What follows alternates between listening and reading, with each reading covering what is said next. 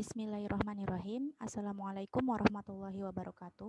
Pada video kali ini kita sama-sama akan belajar bagaimana menentukan atau membedakan yang termasuk ke dalam reaksi redoks dan yang termasuk ke dalam reaksi non-redoks. Ya, setelah mempelajari biloks unsur dalam suatu senyawa pada pertemuan sebelumnya, hari ini kita akan mempelajari konsep reaksi redoks berdasarkan perubahan bilangan oksidasi atau biloks.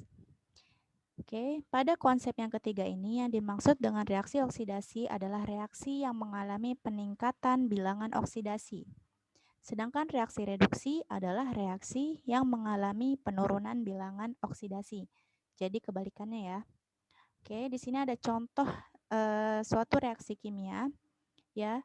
Jika kita dihadapkan dengan reaksi kimia seperti ini, sebelum kita menentukan yang mana yang termasuk ke dalam reaksi oksidasi atau reaksi reduksi, kita harus menentukan biloks dari masing-masing unsur di dalam satu senyawa ini ya.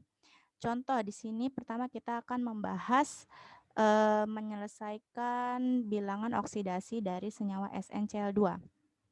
Yang kita ketahui senyawa SnCl2 ini merupakan senyawa yang berdiri sendiri sehingga biloks keseluruhannya adalah 0. Kemudian kita mencari biloks Sn dengan cara menentukan biloks Cl-nya terlebih dahulu. Yang kita tahu bahwa Cl ini adalah golongan 7A sehingga bilangan oksidasinya adalah -1. Ya, karena di sini jumlah Cl-nya ada 2 berarti -1 dikali 2. Sehingga hasilnya -2.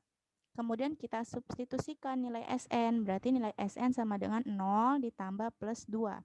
Ya, min 2 pindah ruas ke kanan menjadi plus 2. Sehingga nilai Sn adalah plus 2. Kemudian kita mencari biloks dari masing-masing unsur dalam senyawa HCl. Secara keseluruhan, biloks HCl adalah 0. Kemudian biloks dari unsur hidrogen adalah plus 1 karena termasuk ke dalam golongan 1A. Sehingga untuk mendapatkan hasil 0 berarti biloks Cl adalah -1.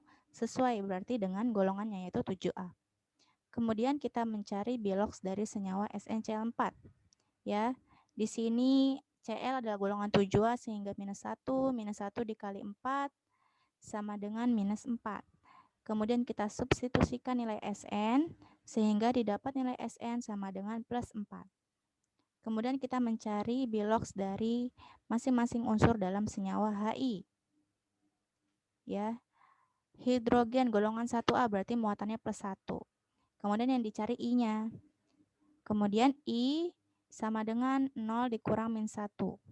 Sehingga nilai I adalah -1. Kita masukkan di sini. Sn tadi yang sudah kita cari adalah plus 2. Cl-nya adalah -1.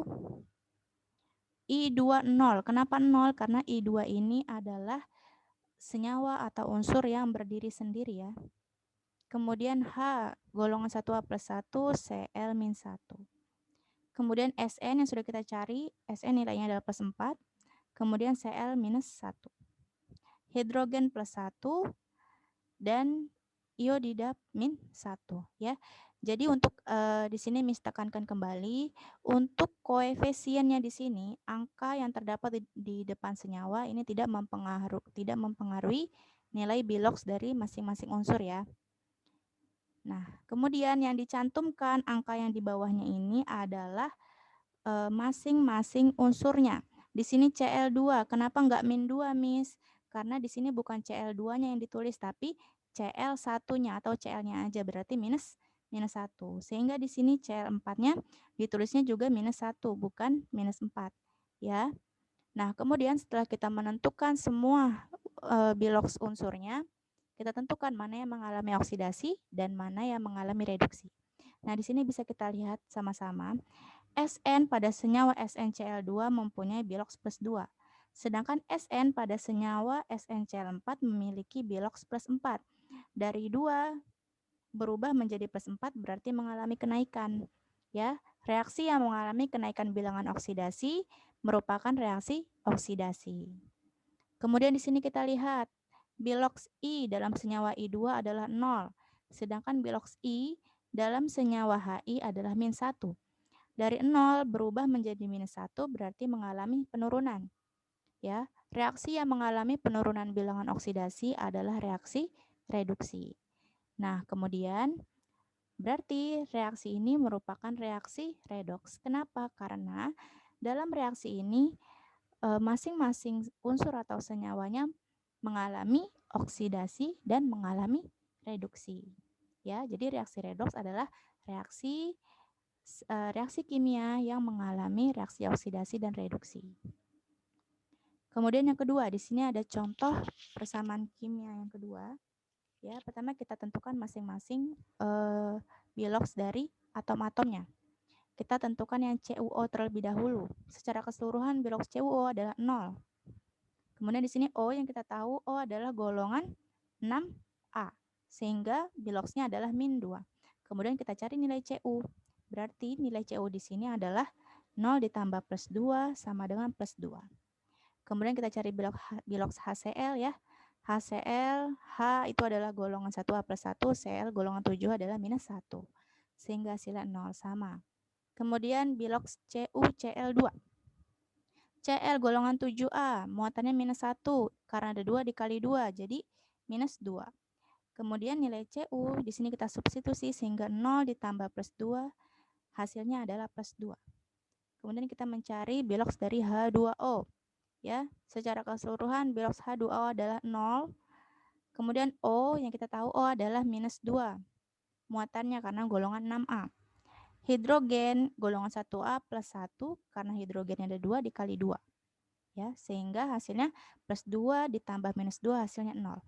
Kemudian kita masukkan masing-masing biloksnya yang sudah kita cari, Cu +2, O-2, H+1, Cl-1, Cu +2, Cl-1, H+1, O-2. Kemudian kita tentukan apakah dalam reaksi kimia ini ada yang mengalami oksidasi dan reduksi. Ya, kita lihat sama-sama. Cu dalam senyawa CuO biloksnya adalah 2. Sedangkan Cu di dalam senyawa Cl2 di dalam senyawa CuCl2 biloksnya adalah +2. Berarti di sini tidak mengalami perubahan bilangan oksidasi. Kemudian oksigen di dalam CuO muatannya adalah -2. Oksigen di dalam senyawa air atau H2O adalah -2. Tidak mengalami perubahan juga ya. Kemudian hidrogen di dalam senyawa HCl +1, hidrogen di dalam senyawa H2O +1, tidak mengalami perubahan. Kemudian Cl di dalam senyawa HCl-1, sedangkan Cl di dalam senyawa CuCl2 adalah -1. Berarti dalam reaksi ini tidak mengalami reaksi oksidasi maupun reaksi reduksi. Sehingga dapat kita simpulkan bahwa reaksi ini merupakan reaksi non-redoks ya. Nah, kemudian setelah menentukan bagaimana cara membedakan ya reaksi redoks dan non-redoks, kemudian di sini kita bisa mempelajari apa yang dimaksud dengan reduktor dan apa yang dimaksud dengan oksidator. Ya, pereduksi atau reduktor merupakan zat yang mengalami oksidasi dan menyebabkan zat lain mengalami reduksi. Ya, kata kuncinya reduktor. Reduktor itu kebalikannya ya. Reduktor itu berarti mengalami oksidasi dan menyebabkan zat lain mengalami reduksi atau pereduksi ya. Pereduksi itu artinya yang menyebabkan zat lain mengalami reduksi. Ya, sedangkan zatnya sendiri mengalami oksidasi. Kemudian oksidator yaitu adalah zat yang mengalami reduksi dan menyebabkan zat lain mengalami oksidasi ya. Untuk pengertian ini bisa kalian pahami sendiri. Kemudian nah, ini adalah contoh senyawa yang tadi sudah kita hitung sama-sama ya di awal. Nah, sekarang kita menentukan nih, mana yang termasuk ke dalam reduktor, oksidator, hasil oksidasi, dan hasil reduksi. Ya, reduktor tadi apa pengertiannya? Yaitu adalah zat yang mengalami oksidasi. Nah, di sini kita lihat nih, yang mengalami oksidasi yang mana? Yang garisnya warna biru ya. Yang mengalami oksidasi adalah SnCl2 ya. Dari +2 berubah menjadi +4. Berarti reduktornya adalah SnCl2. Ya. Kemudian oksidatornya, apa tadi oksidator? Oksidator adalah zat yang mengalami reduksi. Siapa yang mengalami reduksi? Nih yang garisnya warna ungu. Yaitu adalah I2, ya. Kemudian hasil oksidasi. Nah, Jika ditanya hasil oksidasi, kita lihat lagi di sini garis yang warna biru. Hasil oksidasi itu adalah senyawa yang berada di sebelah kanan tanda panah, berarti adalah SnCl4. Kemudian hasil reduksinya berarti adalah HI ya. HI, reduksi di sini I2 sama HI. Hasil reduksinya adalah yang HI. Oke? Jadi untuk reduktor dan oksidator posisinya terdapat di sebelah kiri tanda panah. Sedangkan hasil oksidasi dan reduksi berada di sebelah kanan tanda panah ya. Kemudian di sini ada contoh reaksi kimia lainnya yaitu, nah di sini kita tentukan ya masing-masing biloks dari atomnya. Al adalah senyawa yang berdiri sendiri sehingga biloksnya adalah 0. Kemudian Fe juga merupakan senyawa yang berdiri sendiri atau unsur yang berdiri sendiri sehingga biloksnya adalah 0. Kemudian kita tentukan biloks dari masing-masing unsur dalam senyawa Al2O3. Ya, di sini kita ketahui O adalah golongan 6A, muatannya adalah -2 karena O-nya ada 3 dikali 3 jadi -6. Ya, sehingga di sini Al2 bisa kita substitusikan 0 ditambah plus 6 sehingga Al2 adalah plus 6 dan Al1 atau Al adalah plus 3. Kemudian senyawa Fe2O3 secara keseluruhan biloksnya adalah 0. Biloks O min 2 dikali 3 karena di sini jumlahnya ada 3 jadi -6 sehingga bisa kita substitusikan nilai Fe adalah 0 ditambah 6. Fe2 adalah 6, Fe1 adalah plus 3. Kemudian kita masukkan Fe adalah plus 3, O adalah -2, Al adalah plus 3, O adalah -2. Oke, berarti di sini yang mengalami oksidasi adalah Al dan yang mengalami reduksi adalah Fe2O3. Sehingga bisa kita simpulkan bahwa reduktornya adalah Al ya, zat yang mengalami oksidasi. Oksidatornya adalah Fe2O3, zat yang mengalami reduksi. Hasil oksidasinya adalah Al2O3. Ya, lihat di sini garis yang warna oranye. Kemudian hasil reduksinya adalah Fe.